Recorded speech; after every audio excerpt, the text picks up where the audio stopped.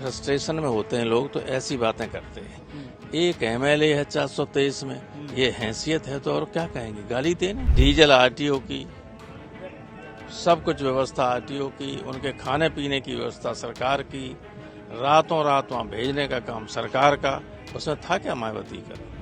Samajwadi party के समर्थक भी ये कहते नजर आए कि हम नहीं जानते कि सांसद नदवी कौन है, उनसे हमारा परिचय ही नहीं है। इस पर क्या कहेंगे आप?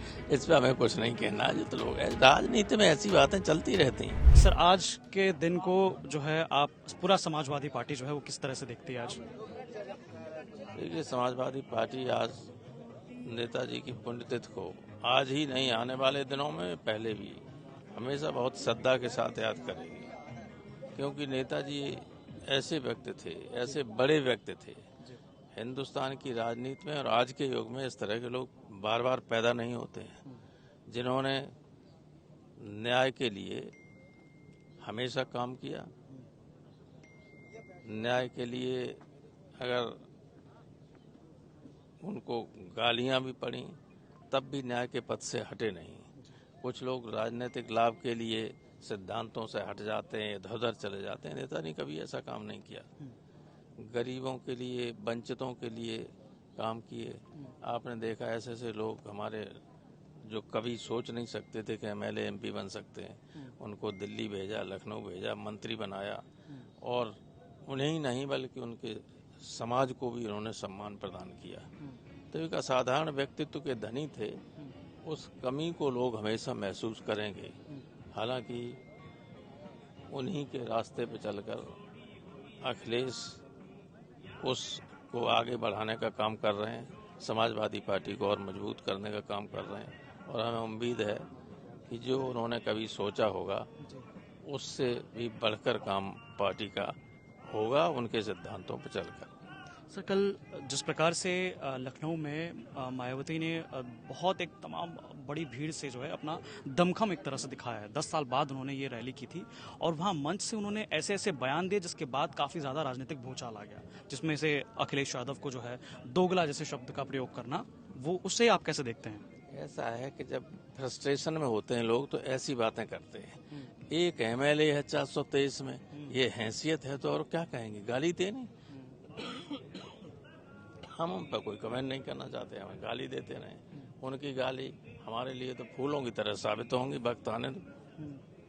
अच्छा, लेकिन जिस तरह से उन्होंने भीड़ का एक मतलब प्रदर्शन दिखाया कि बुलाई हुई भीड़ है। सरकार ने आरटीओ से पूछिए, किसी से भी, डीजल आरटीओ की, सब कुछ व्यवस्था आरटीओ की, उनके खाने पीने की व्यवस्था सरकार की, रातों रात वहां भेजने का काम सरकार का, उसमें था क्या मायावती का। सर, इसके अलावा रामपुर की अगर बात की जाए तो अखिलेश यादव की जो मुलाकात हुई आजम खान साहब से, क्या लगता है कि मतलब जो टर्म्स पहले ऐसा लग रहा था कि थोड़ा बहुत ऊपर नीचे है, आज वो बिल्कुल सही, तो मीडिया के जरिए लग रहा था, कभी कुछ नहीं था, सब सामान्य था। आजम साहब के साथ जो अन्याय हुआ है वो कभी किसी ने सोचा नहीं होगा, कभी किसी ने सोचा नहीं। जो लोग अन्याय करते रहे उन्हें ये लगता है कि वही हमेशा सत्ता में बने रहेंगे, लेकिन वक्त तो बदलता ही है, टाइम लग सकता है, लेकिन उसके परिणाम लोगों को भोगने पड़ेंगे। जिन लोगों ने आजम साहब के साथ जो जातियां की, और भी समाजवादी पार्टी के कार्यकर्ताओं के साथ की, लेकिन सर्वाधिक उन्होंने क्या अपराध किया था। जौहर यूनिवर्सिटी एक बहुत ही शानदार यूनिवर्सिटी बनाई माइनॉरिटी के लिए, केवल माइनॉरिटी नहीं, उसमें तो सारे लोग पढ़ते थे। इंजीनियरिंग से लेके सारी एजुकेशन की व्यवस्था उस इलाके के लोगों को की। उनके साथ जो अन्याय हुआ वो अकल्पनीय है, और इसका परिणाम लोगों को भुगतना पड़ेगा आने वाले दिनों में। सर, आपकी उनसे बातचीत हुई थी फोन पे? हमारी नहीं, अखिलेश गए थे वहाँ। अच्छा सर, एक और चीज़ जो हमने रामपुर में देखा, लोगों से हम बात कर रहे थे, सपा समर्थकों से जब बात कर रहे थे, तो जब आजम खान साहब ने ये कहा कि मैं नहीं जानता कि सांसद नदवी कौन है, तो जनता भी हमने देखा रामपुर की, वो भी ऐसा कहते नजर आई कि, और समाजवादी पार्टी के समर्थक भी ये कहते नजर आए कि हम नहीं जानते कि सांसद नदवी कौन है, उनसे हमारा परिचय ही नहीं है। इस पर क्या कहेंगे आप? इस पर हमें कुछ नहीं कहना, जो तो लोग राजनीति में ऐसी बातें चलती रहती हैं, कोई खास बात नहीं।